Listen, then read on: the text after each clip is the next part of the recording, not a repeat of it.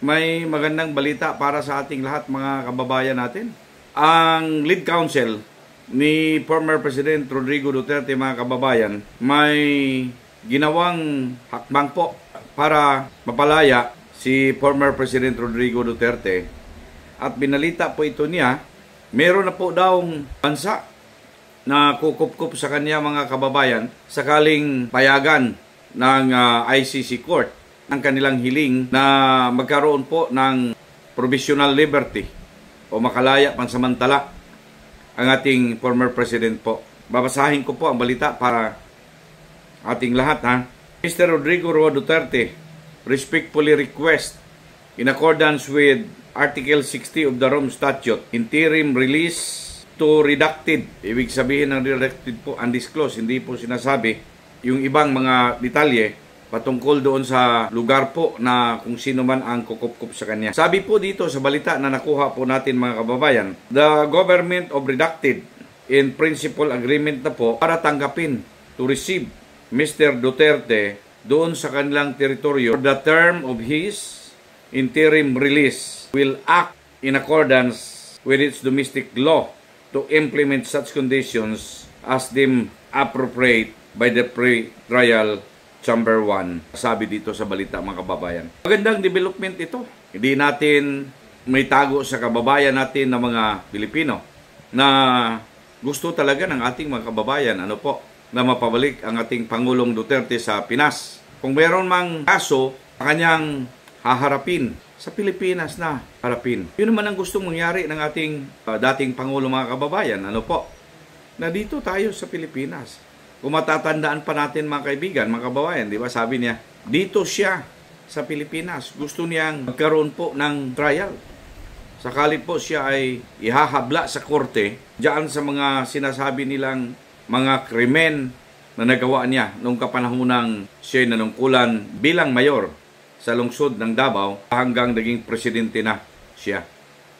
Sinasabi dito sa balita po na nakuha natin. Doon po sa interim release, na sinasabi ko po na ang interim release tinatawag sa dito sa atin provisional liberty or provisional release or a temporary discharge doon sa kanyang kilalalagyan kung saan man siya na-detain. Pagka dito sa atin sa Pinas, may kaso ka. Maliban na lang pagka kaso mo ay mga heinous crimes, non-bailable offenses, hindi ka talaga makapag-post ng bail o piyansa mo. Prohibited talaga yon. Under those circumstances na sinasabing hindi ka pwede makapag-post ng bail o piyansa mo, lahat ng krimen na hinaharap mo, pwede kang mag-post ng bail. Sa ating balita po na nakalap, ang record po nagpapakita that the ICC has interim release agreement pala sa ibang mga bansa, kagaya na po ng bansa ng Kingdom of Belgium at Republika ng Argentina or Argentine Republic. Hindi naman sinabi, mga kababayan, mga kaibigan natin dito, na dito dadalhin o ito ang pupuntahan ng the former President Duterte sa kasakali po na payagang makalabas temporarily. Sabi ni Attorney Koopman, pasok siya doon sa mga conditions na sinit po ng kanyang pre-trial detention, mga kababayan. Pasok siya doon. Sabi ni Attorney Koopman, si Duterte did not meet any of the conditions to warrant for their pre-trial detention. Na ibig pong sabihin, wala po siyang kamalian na hindi papayagan, mga kaibigan, para manatili siya sa kanyang pre-trial detention facility, mga kaibigan. Ang ibig kong sabihin, hindi siya masamang tao, nor threat po sa security o seguridad ng bansa sa dahig. Sabi pa ni Koopman, he does not pose an objective risk of flight. May ibig pong sabihin, hindi na siya lalayas pa. Walang risk na ganun na takasan niya ang kanyang kaso, mga kaibigan. Sabi ni Koopman, he does not pose an objective risk, nor is his arrest necessary to ensure the integrity of the investigations or to preclude the continued commission of crime. Di talaga peligro o delikadong tao si former President Duterte, mga kababayan. Kaya sabi niya, Duterte must be immediately released from ICC custody. Ang magandang balita dito, sabi ni Atty. Nicolas Cookman, mga kababayan ko, yung ICC prosecution, hindi daw, mga kaibigan, nag-oppose, walang objection doon sa interim release request ng Pangulo, the former President. Sabi niya, wala namang hard reaction o objection ang prosecution team ng International Criminal Court na po patungkol doon sa mga argumentong sinabi niya. Hindi naman nag-post ng peligro o risk sakali pong mga kalabas dyan sa detention facility. Matanda na po. Di ba? Hindi talaga. Ito lang mga taong kumukontra sa kanya, itong mga taong umaayaw sa kanya at nagdidiin sa kanya, sila lang po ang nagsabing delikadong tao si Presidente, former President Duterte. Di ba? Matatawa ka nga eh. Kapag sinabi, mga kaibigan, ito daw ay para bang sa tingin nila serial killer. Hindi po. Sa ngayon lang po, mga kababayan natin, lalong-lalo ng mga overseas Filipino workers natin. Dito sa Pilipinas sa ngayon, kaliwat kanan ang krimen na nangyari dyan sa mga kalsada na hindi natin, mga kaibigan, noong panahon under the Duterte watch, hindi natin, mga kaibigan, na-experience yung mga ganyang may takot tayo. Hindi natin alam anong mangyari dyan sa labas. Hindi po ba? Hindi naman maitago yan kasi ang technology kasi ngayon, mga kaibigan, hindi na kagaya noong panahon na ang dependent lang po tayo diyan sa pinapalabas sa television. Lalong-lalo na kung gusto natin makikita talaga yung video. Ngayong panahon, hindi na, mga kaibigan, mga kababayan natin nakikita na natin diyan sa mismong dala-dala mong cellphone kung anong nangyari na sa ating palibot. Yung kinatatakutan natin noong panahon na kapag ikay naglakad, di mo alam, meron na lang taong sasaksak sa iyo. O di kaya may tao na lang lumapit sa iyo at magdideklara po ng isang hold up. Kung hindi man, may mga hablutan. Hindi naman matago yan. In fact, binabalita na yan sa mga telebisyon ngayon kasi kailangan ng telebisyon talagang ilabas yan. Biti na sila Pag hindi nila ilabas, biti na po sila. Una nang nanglabasan na yan sa mga social media. Kasi kung walang social media, talagang natago yung mga balita na yan. Ano po? Balikan natin, mga kaibigan, itong balita na nasagap. Magandang balita ito, mga kababayan ko, Lalong-lalo na doon sa ating mga OFWs na gusto talaga nila, mga kaibigan, maipabalik ang ating dating Pangulo sa Pinas. Ito, magandang balita sa inyo. Kahit na yung mga nandito sa ating bansa, sa Pilipinas.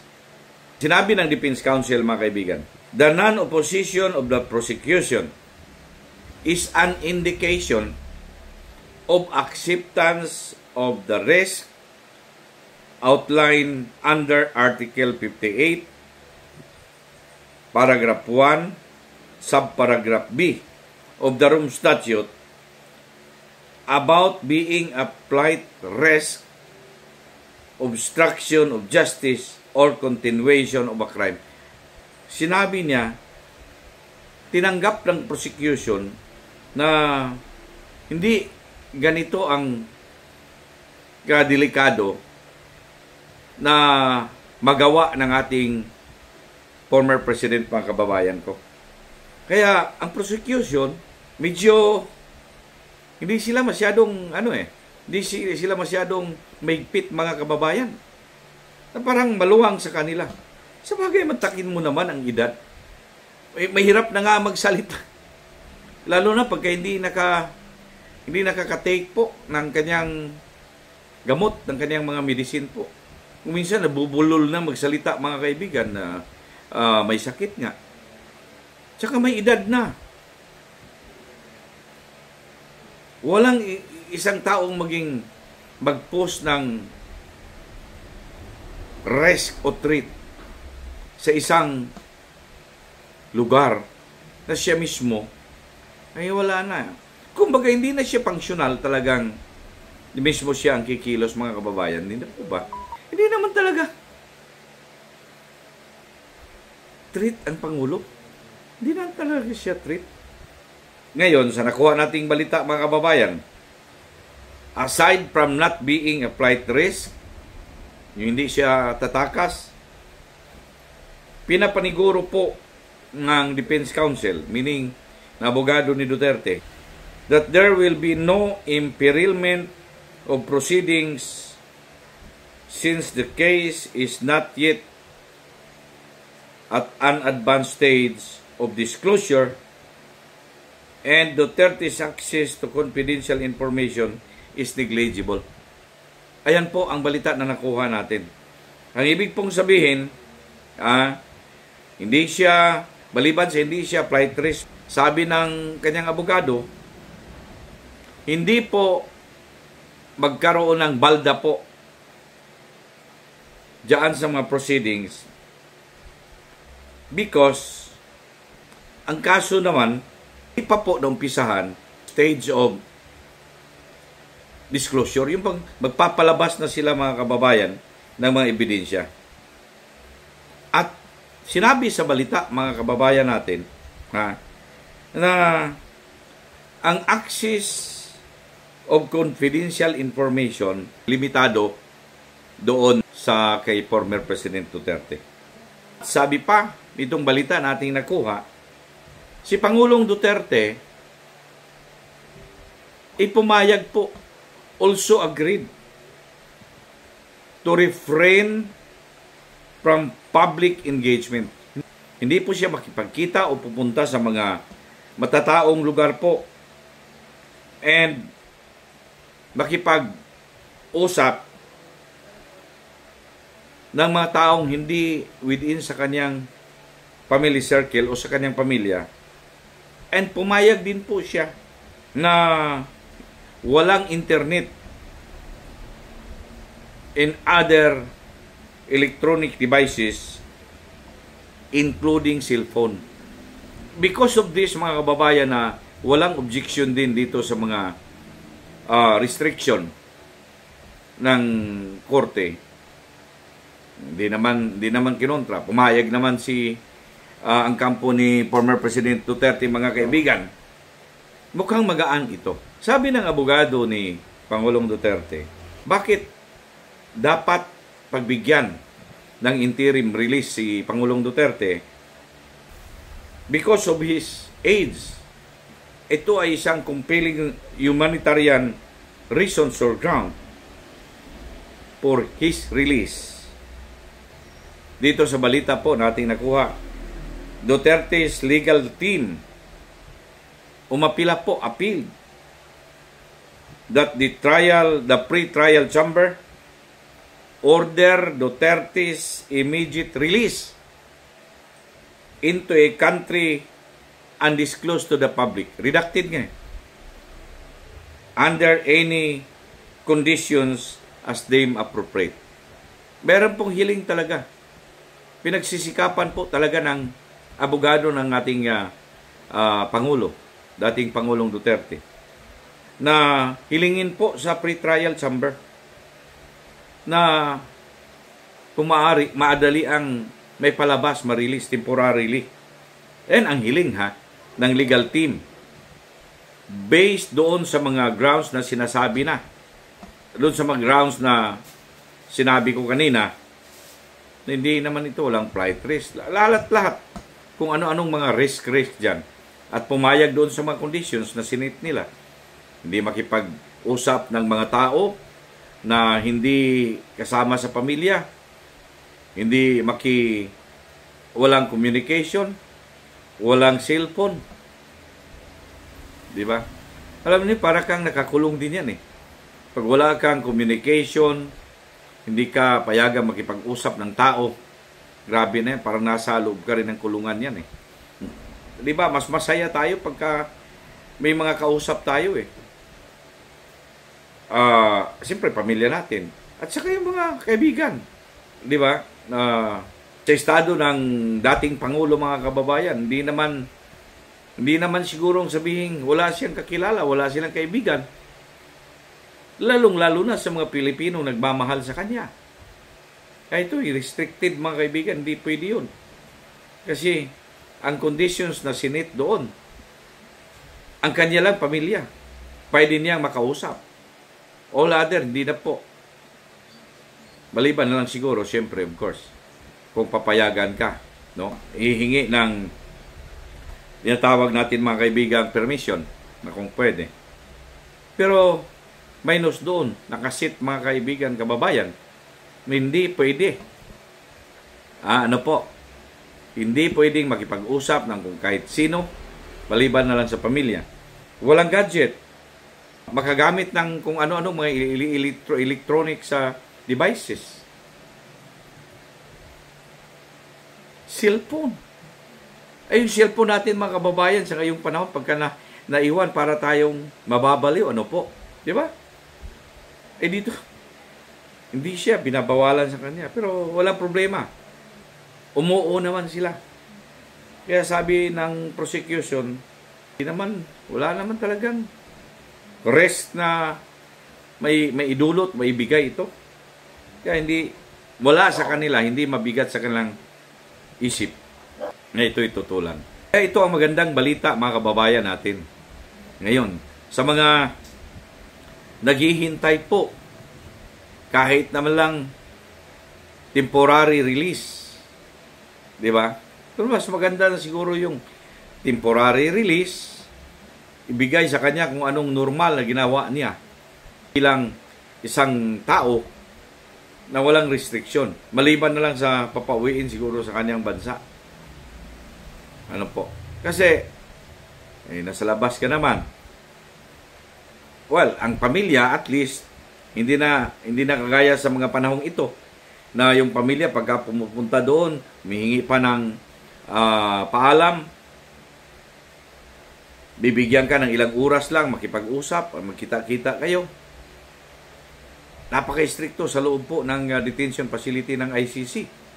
Eto dito, pagka ma-realize na talaga ito, mga kaibigan, at least po siguro ang kanyang pamilya pwede nang makipag-usap sa kanya ng mga haba na oras, o even pwede silang magsama doon kasi hindi naman sinabi dito sa nakuha nating balita o impormasyon mga kaibigan na doon sa mga sinit na mga standards, restrictions, may oras na ibinigay makipag-usap siya sa kanyang pamilya. Wala naman. Ang hindi lang pwede doon, yung ibang tao. Hindi pwede. Of course, kanyang abogado, normal yan. No? Pero sa iba, hindi. Madami restriction eh. Parang nasa loob ka pa rin. Titignan natin mga kaibigan ito na medyo mabuti-buti konti. Bakit po? Di ka na nakakonfine doon sa isang kwarto na yung isang sulok lang nakikita mo, ano po? Di ba? Pag nasa labas ka, nasa bahay sigurong saan ka ilalagay doon, kasama mong pamilya, wala ka nga lang gadget, di ka pwedeng mawak ng cellphone, kung ano-ano wala. Tingin ko po, mas okay na lang ito, ano ho? Pero mas okay kung sana mapabalik siya sa ating bansa sa Pilipinas. Tama po? Para sa inyong comment, just write down below. Huwag kalimutan mag-subscribe sa ating YouTube channel, Broadcasters Viewpoint. At i-click ang notification bell para lagi po kayong updated.